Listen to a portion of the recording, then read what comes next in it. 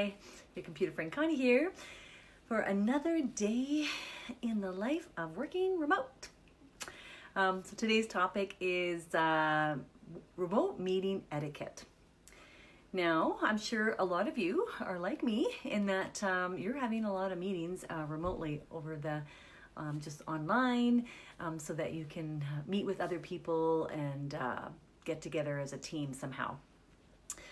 So today was much like most days. I had 3 remote meetings today, and one of them was, at least one of them was training, the other 2 were just, well, actually 2 of them were training, and then the other one was a meeting for a board that I serve on.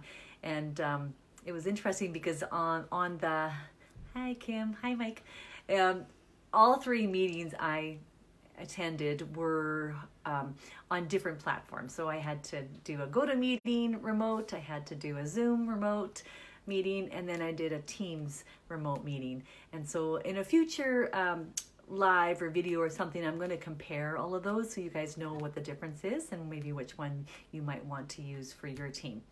But today it kind of was interesting to be a part of all those meetings and just see a little bit about the whole meeting etiquette.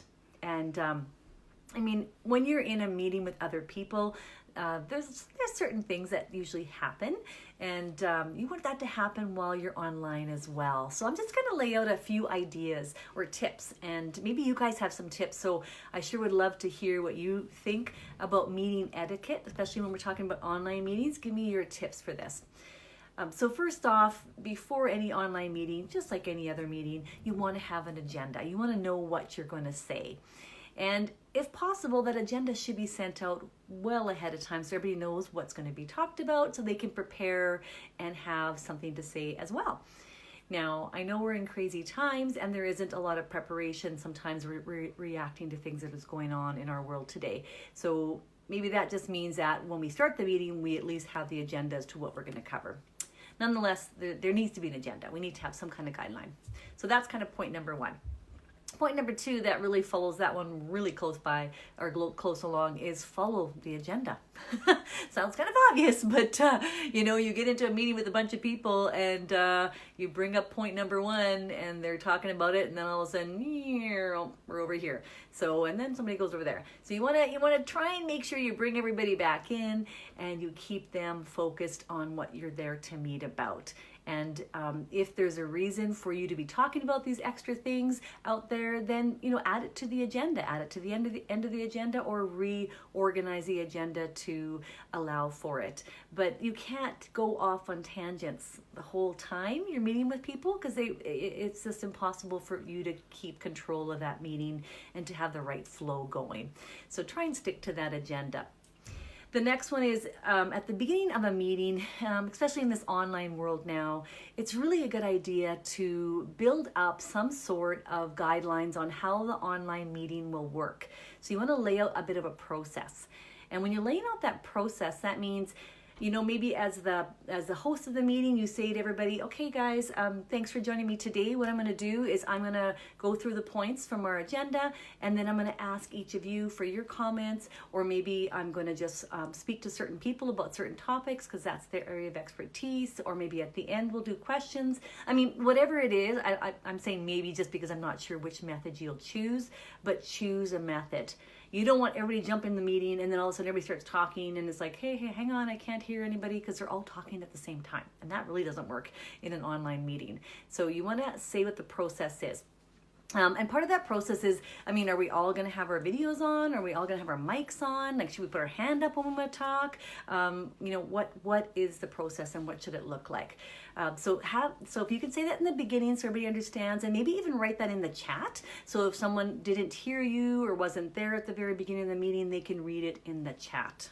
Okay, so process at the beginning of the meeting, and then make sure you follow up, and just like you would do with kids, if you lay down the ground rules, make sure you make them accountable for it. So if somebody gets off base, you kind of go, hey, we're not doing that in this meeting. Let's get back on. So you want to catch that. Otherwise, it's just going to go. What's the word I want to use? Yeah, it's going to go away on you. So I was in a meeting today with, I don't know if there's 12 people in the meeting, and it was really a really great meeting. It was well organized and well done. Just a couple of things I noticed though was that for the most part, everybody muted themselves, which is good, because if you have 12 people and they're not muting themselves, then you're hearing everything. You're hearing the dogs barking in the background. You're hearing somebody go, "Hey, Mom." You're hearing, rustle of papers or someone typing on their keyboard, or you're hearing someone breathing. No, maybe, okay, don't take that the wrong way. That doesn't sound very good at 8 o'clock at night. That wasn't me. But anyway, maybe you hear a lot of awkward noises sometimes. So you want to make sure that you remind everybody, please mute your microphone unless you're talking, or unless it's your turn to talk, whatever, based on the process. And if someone doesn't mute their microphone, as the host of the meeting, you can mute them. And believe me, every training that I do, if I'm training a big group of people online, which I do a lot, in the beginning, I want to talk to them, hear them, and kind of converse a little bit. But then after that, I say, okay, guys, I'm going to mute you in about 2 minutes. And then if you need to talk to me or ask me a question, then all you need to do is either put up your hand in the chat, or actually make a chat, or you can unmute yourself. But otherwise, I'm muting you, because I don't need to hear all that stuff going on in your background, okay? So that's kind of distracting. So you're unmuting yourself when you need to speak. And then the other thing about is the camera. So do we all have our videos on? Like, I did my hair today, so yeah, I have my video on. But the other day I was in a meeting, I think it was 2 days ago, and I was still in my pajamas. Working from home really does mean sometimes, yeah, I'm in my pajamas. So I didn't turn my camera on, rightly so. Nobody wants to see that. But anyways, but a reminder is that, okay, so if social distancing, you're right, Kim. So if you are going to have the cameras on, just know that, especially with a large group of people, that's going to take up a certain amount of bandwidth. And I'm a country girl over here that has not as much bandwidth or the internet speed as people in the city, so it's gonna make it look like we are in slow motion. That was me acting like I was slow motion. When we have too many cameras on, it starts kind of breaking up a little bit. It's like when you do on the phone, you're breaking up, sorry, I gotta go, right? So it's kind of that kind of thing. But the other thing is, if you have your camera on, just remember we can see you. So if you're there in the meeting and then all of a sudden you're like, you're doing stuff, you're picking up papers, you're just you're not talking, but so you're doing stuff, but we all see you. So please, if you're going to have your camera on, don't distract me from who's speaking. You want to kind of stay focused. Sorry, Sherry's here, so she's laughing at me. But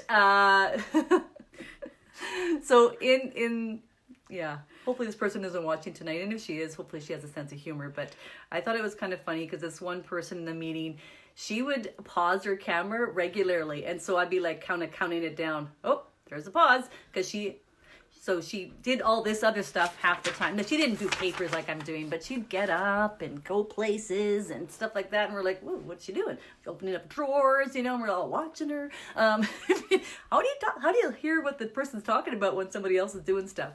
So sometimes she would pause her camera, and so they was just black, and then she'd come back on, and then she'd pause it again, and then she'd move around, and it's like, can you sit still?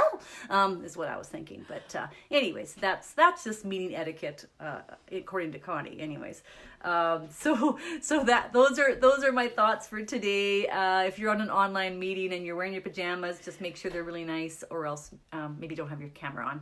And if you have dogs in the background, just mute yourself, and nobody will hear. But follow the agenda, be professional, or don't be. It depends on the meeting, I suppose. But make sure that your process that you are setting up in the beginning is being followed through right to the end. Okay, guys? So thanks for listening. Have a great night. Stay safe. Bye-bye.